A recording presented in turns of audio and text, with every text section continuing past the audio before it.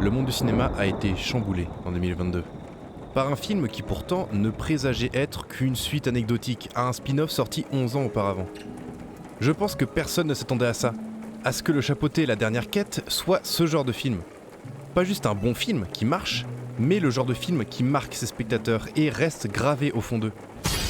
Le genre de film dont on ne ressort pas tout à fait au moment de quitter la salle. Et si vous regardez cette vidéo, c'est que vous avez vous aussi ressenti ça.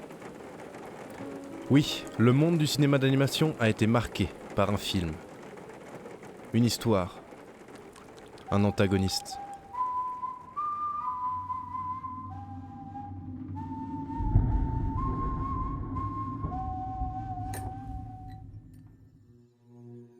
Le loup est sans doute l'un des personnages les plus marquants qu'il m'ait été donné de voir depuis un long moment, et vu les passions qu'il a créées sur internet, je ne pense pas être le seul.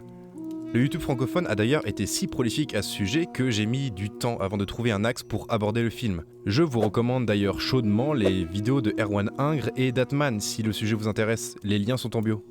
Mais bref, aujourd'hui, plutôt que de décortiquer le personnage du loup, on va essayer d'observer, de s'interroger sur la façon dont les réalisateurs ont tenté de rendre iconique chacune de ces apparitions. On a déjà un élément important dans l'utilisation de la couleur. Le film est très libre à ce sujet et propose tout au long de l'aventure des palettes de couleurs et des univers visuels très différents, sans se restreindre. Et c'est quelque chose qui s'applique bien sûr aux scènes où le loup apparaît.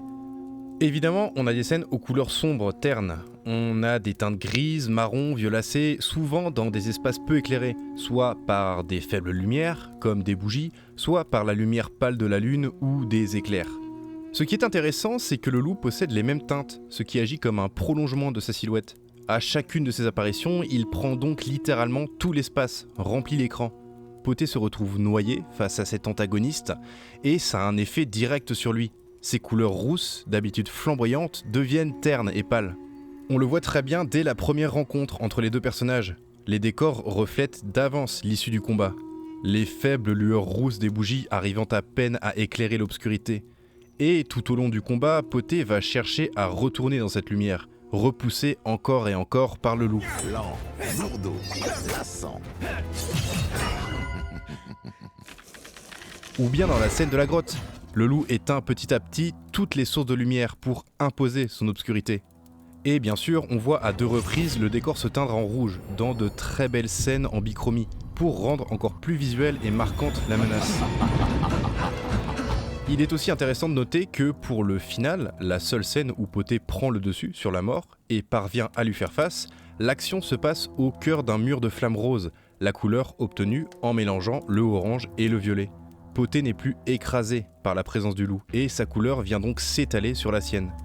Dans ce final, on voit d'ailleurs très bien les éléments de réalisation utilisés lors des séquences avec le loup, des éléments simples mais efficaces. Le loup prend toujours beaucoup plus de place que Poté à l'écran. Il l'écrase dans le cadre, dès leur première rencontre. Et il est toujours filmé en contre-plongée, le rendant plus imposant.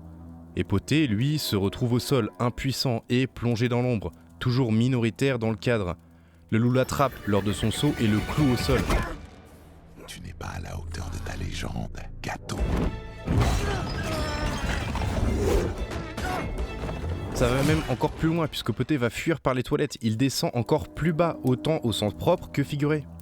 Et à l'inverse, lors du dernier combat, Poté vient à la hauteur du loup, se positionne au-dessus de lui dans ses attaques, en grimpant ou sautant par-dessus lui.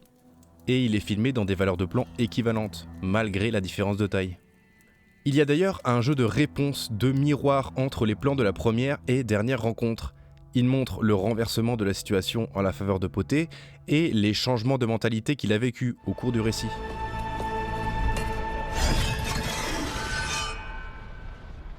Reprends-la. Si on continue sur l'environnement, les apparitions du loup sont pour la majorité liées ensuite avec la forêt. Même si Poté s'enfuit, il reste dans un milieu sombre avec les mêmes couleurs, un endroit inquiétant. Il se retrouve dans l'élément naturel du loup et devient une proie traquée par un prédateur. Le décor l'oppresse, il n'est qu'un minuscule point dans la scène. Il y a ensuite un point qui est l'utilisation de ce qu'on pourrait appeler des éléments surnaturels. Je sais que ça peut paraître idiot de relever ce détail dans un film qui est littéralement un conte de fées. Mais tout univers répond à ces règles, qui sont parfois brisées. On peut noter par exemple la bougie qui s'étincelle, l'apparition du loup dans le miroir ou le fait qu'ici le temps se fige littéralement, isolant les deux personnages du reste de l'action. Des petits éléments qui peuvent sembler anodins, mais qui donnent une aura étrange au loup. Avant même la révélation de son identité, il semble ne pas obéir aux mêmes règles que les autres personnages, ce qui rend sa menace bien plus grande et nous intrigue d'autant plus. Des éléments appuyés par la surprise dont se servent les réalisateurs pour rendre impactante chaque apparition du personnage. Dès la première, il sort de nulle part et s'impose comme un danger important. Puis il disparaît, laissant place à deux autres antagonistes. Et c'est très intelligent. Les autres intrigues sont suffisamment riches en personnages et en péripéties pour que l'on oublie sa présence. Mais les réalisateurs le font réapparaître, comme au hasard dans des scènes, mais toujours à des moments très pertinents. La première fois arrive par exemple juste après une très longue scène d'action, qui se conclut par une victoire de Poté. Il a réussi à voler la carte et a entre-temps retrouvé Kitty. Le spectateur sort donc d'un moment de tension et se laisse gagner par le soulagement, la joie de cette victoire. Et c'est à ce moment précis que le loup réapparaît. Il provoque une rupture de ton brutale et donc impactante.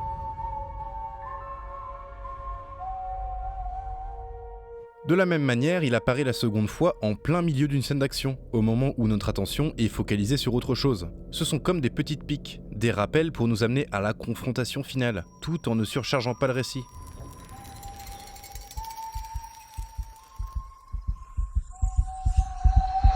Une présence visuelle, mais aussi auditive. Les réalisateurs ont donné au loup un élément caractéristique permettant de l'iconiser rapidement avec un faible temps d'écran.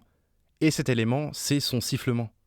Il est la première chose que l'on entend, avant même de voir le personnage, ce qui renforce son aura. Il est avant tout une présence, un son invisible, inquiétant qui flotte dans l'air, avant d'être ce personnage imposant. À chaque fois, le sifflement surgit dans le film avant même qu'il ne soit visible à l'écran. Le loup a toujours un temps d'avance, et c'est lui qui mène la danse.